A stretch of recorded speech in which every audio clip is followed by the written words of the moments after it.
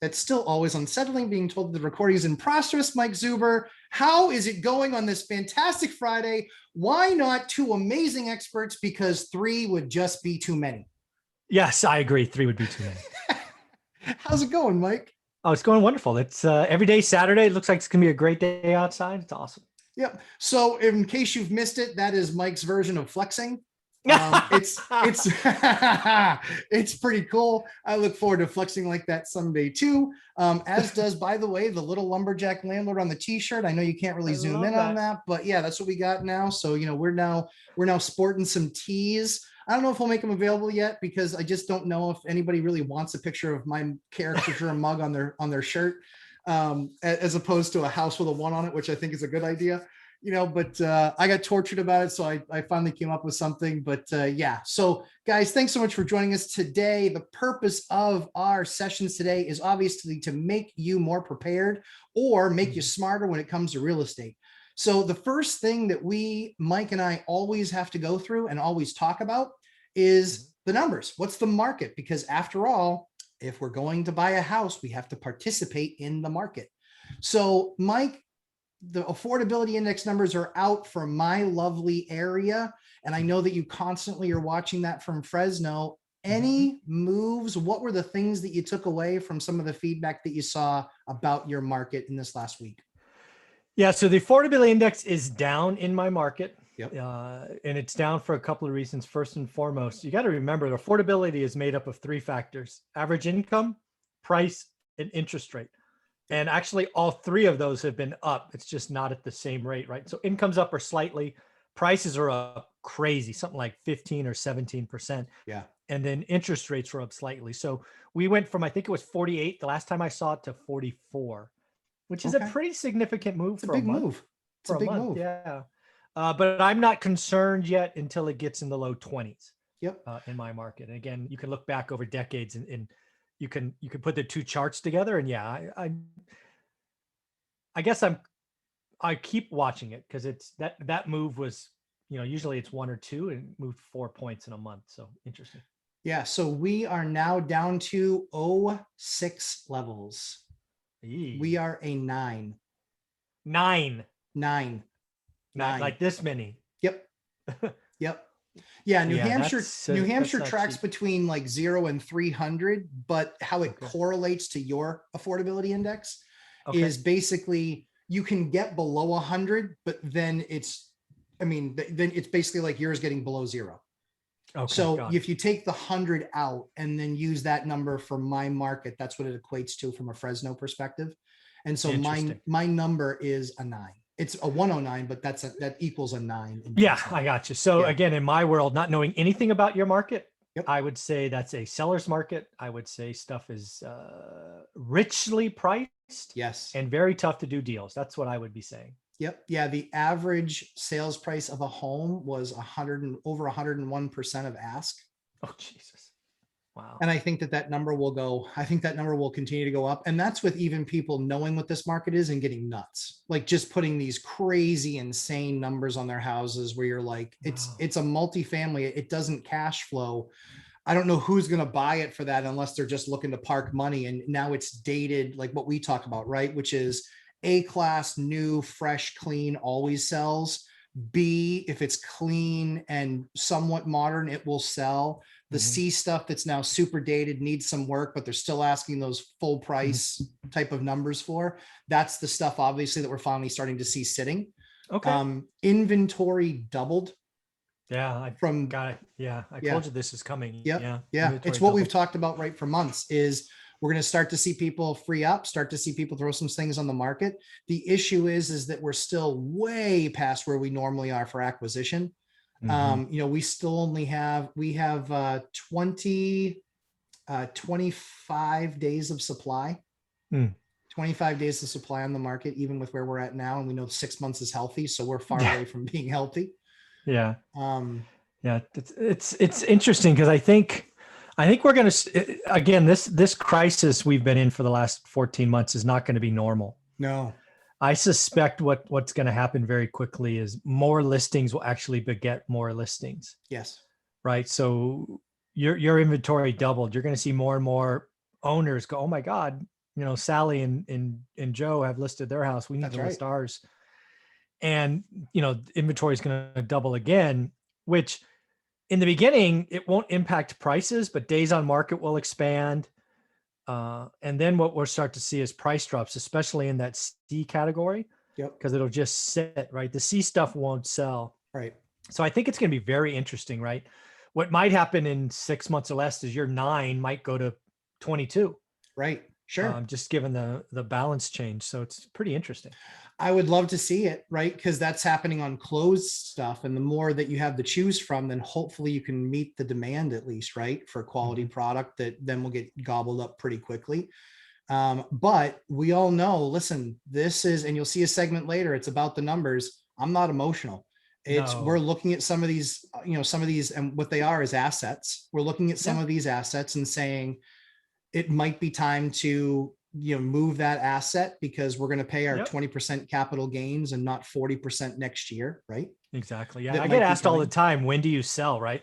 Lots of people talk about when to buy, which is obviously a focus, and buy and hold forever. But if you've read my book or heard my story, I will gladly sell anything I own that is overpriced. Yes. Yep. And if my market was a 9, dude, I'd sell, no lie, 70% of my inventory. Yeah.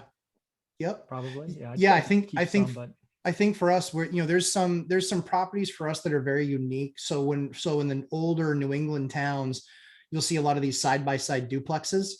And so you buy them as a duplex, you use them as a duplex, you rent them as a duplex. But then what ends up happening is that everybody wants to live downtown.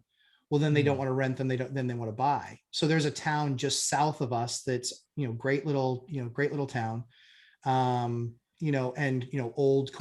Old and kind of quaint, but now kind of a little bit of a bustling metropolis now with a lot of, new money coming to the town. But you used to buy a duplex there, 30 years ago, you could buy that duplex for about 200 grand. And now they condo them, and half of that duplex now costs you $1.3 million. Yeah. Well, I hope you own a couple of those.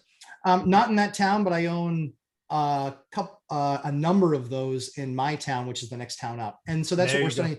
So that's why for me, that's kind of the part of the portfolio where it's got some intrinsic value and something special about it. And watching what some of these other markets have done, where I say, you know what, that's an asset that I still need to hold. Oh, for sure. Because those guys look back now. And if you sold that stuff, 15 years ago in the town south of us, if you sold that stuff 15 years ago, you are crying right now because you might have made a couple $100 grand and think you crushed it, and you could have made a couple million, Yeah.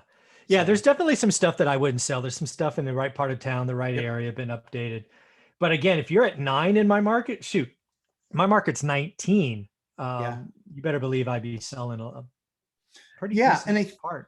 And I think it has to be, I think the other key thing is, like I said, it has to be really contrived. It has to be very much planned, right? Because as soon as you go to sell something, you're going to have to do some work on the inspection, and there's always a little list. And so you don't want to do more than what you can handle to get kind of through that list.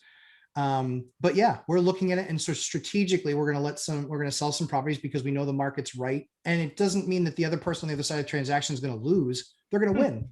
Yeah. We're just willing to look at it and say, we're going to take some of our cash off the table and, put it on the sidelines for reinvestment into other assets that might be undervalued, much like what Mike did when he 1031 all those singles into the magic of 80 units. Yeah. The other thing that I did sell, I sold my problem property. Everybody has one. If you have enough properties, you just have that one that's a headache. Yep. And, after beating on this property for better part of a decade, and it just never worked out. We did sell that one. We listed that this summer and got over asking and sold that one.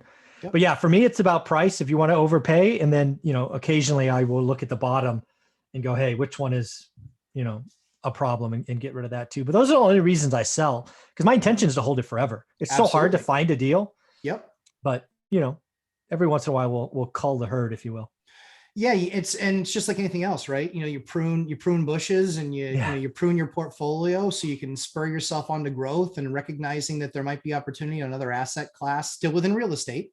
Mhm. But another asset class that you say, hey, you know what, this is a up and coming part of town that I think is really going to start to deliver, or they're doing, they're bringing, grand transportation or city transportation into the area. And so that's going to make it more valuable. There's always those things you can look at. And the key is having the asset, having done the right thing 10, 12, 15 years ago, acquiring that asset. Now that asset is this asset that is extremely loaded with dollars that can be pulled from, a ton of equity sitting in that property. And in some cases, you can just pull some of the equity if the numbers still work and refi and all that good stuff. But in other cases, it just makes sense to move on from the asset altogether and be free and clear. Well, this is what changing up all the potential tax and real estate goodies that they're talking about next year.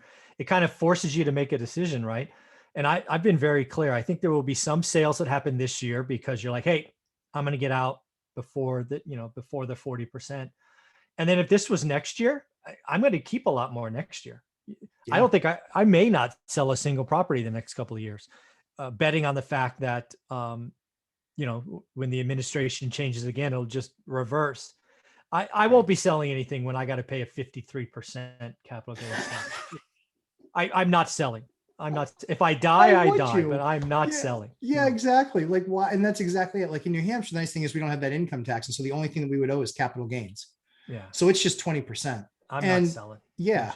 Yeah. No, with a 53 nut hanging over your head. No way. Are you kidding me? I'm going to give half of it to the freaking government? No. Yeah. Well, I mean, the good news is that, I mean, you could be giving half of your money to the Meet Kevin Paffrath governorship. So you could have that going instead of Gavin, so it's interesting. He's actually running as a Democrat, which is actually it's interesting because maybe he'll pull some votes away from Gavin and let a Republican win. We'll see. It'll be interesting. If we know anything about Meet Kevin, he agonized over all the analytics for probably a week and ran 19,732 scenarios. Yeah. I mean, I never take away from the guy. He's as sharp as hell, thorough as they get. And just honestly, a guy like that, it will be illegal for them to get into office because they're too efficient. They know too much. They can fix too many things in too short a time. Yeah, I actually listened to his little speech. He's got some very good ideas. I thought, if he wins, awesome. But hopefully other people around him go, you know what, that's a pretty good idea. I'm going to steal that one. Right. So it'll be interesting. It'll be interesting to see. I hope he ends up on the ballot. I hope he does. I mean, just shows you the power, right, of social media today. Unbelievable. But the other thing, when I hear him talk, he does not scream Democrat. I would have guessed he ran as a Republican. Sure. But I think he did it on purpose because he's like, I'm going to run as a Democrat. The other Democratic parties, I'm not going to put anybody else on. I'm going to go there so I can take votes away from Gavin. I'm like, genius. Like I said, of those 19,732 scenarios, I know that he came up with the one he did for a reason. So I'm just interested in seeing it unfold. Yeah. So Mike, any other thoughts on the market and what we're covering today in this segment? No, know your numbers, do the math. And if you live in California, vote for Kevin. What is his name? Paffrath. Paffrath. Yeah, Meet Kevin. Paffrath. Exactly. And I agree. If I lived in California, I would vote Kevin as well, because clearly he's got a lot more powerful and new ideas than anybody else that's there right now. Yeah. But anybody but Gavin, as far as I'm concerned. Anybody but Gavin. It's nice when you're just using your vote against somebody as opposed anybody to but somebody. Him. Yeah. Doesn't matter. Got him.